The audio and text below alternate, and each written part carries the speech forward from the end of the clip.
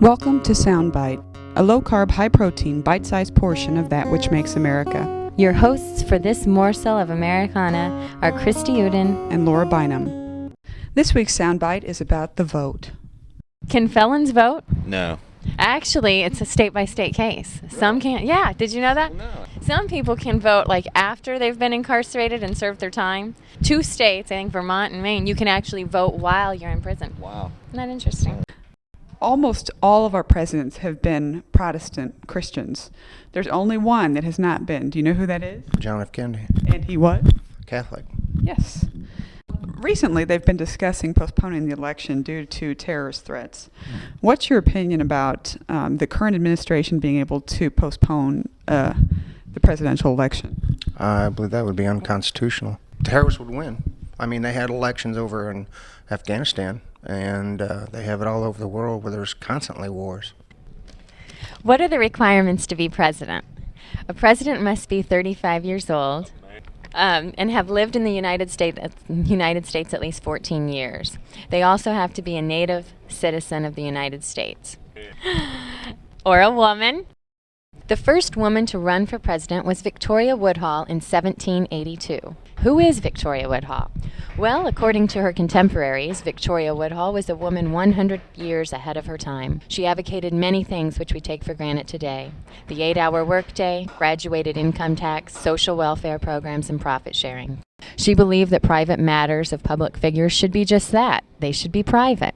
Victoria was nominated for the U.S. presidency by the Equal Rights Party. Her candidacy attracted an unusual coalition of people, including laborers, female suffragists, spiritualists, and communists, among others. The members of the coalition represented diverse and often conflicting opinions. The one thing that they all agreed upon was that government needed reformed. They wanted a government of the people, by the people, and for the people. They wanted a government with principles. Not only did the Equal Rights Party nominate the first female presidential candidate, they were also the first to nominate a black man, Frederick Douglass, for vice president. One of the quotes from Victoria Woodhull says, "I am well aware in assuming this position I shall invoke more ridicule than enthusiasm at the outset. But this is an epoch of sudden changes and startling surprises. What may appear absurd today will assume a serious aspect tomorrow. I am content to wait until my claim for recognition as candidate shall receive the calm consideration of the press and public. All well-informed persons know that people have nothing to do with the present legislation, know that it is a capital wealth in one form or another that controls not only the lawmaking but the law-executing power.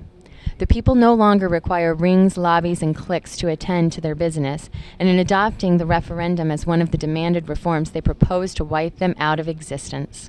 Although few seriously thought Victoria would win, they knew her campaign would send a message to Washington. It's time for a woman in the White House. What would be your pitch to those who are thinking about maybe not voting? What would you tell them to inspire them to get out and take that time to cast their ballot? If anybody needs to question it, just look at the last election. Well, you're voting on the people that can send your sons and daughters to war. You're voting on the people that can dictate how much money you're going to pay in taxes, what you're going to have left to support your family as far as your health care and everything else. It may not affect you directly right now, but somewhere down the road, the policies they implement and the judges they appoint could directly affect your freedoms and the Constitution. I think from the one poll that I saw, the states that have the highest voter turnout have the lowest taxes. So by voting, it tells the politicians that you're involved and you're paying attention, and they know that they have to be on their P's and Q's and run the government in an efficient and cost-effective way that's actually benefiting the people and not the rich and the powerful, or they will be voted out. So the lower the turnout vote out, the lower the number of people that the politicians can buy off so they can stay in power. So if everybody's voting, the politicians won't have the ability to pay off a few to get elected. They'll have to do what's right for the entire country.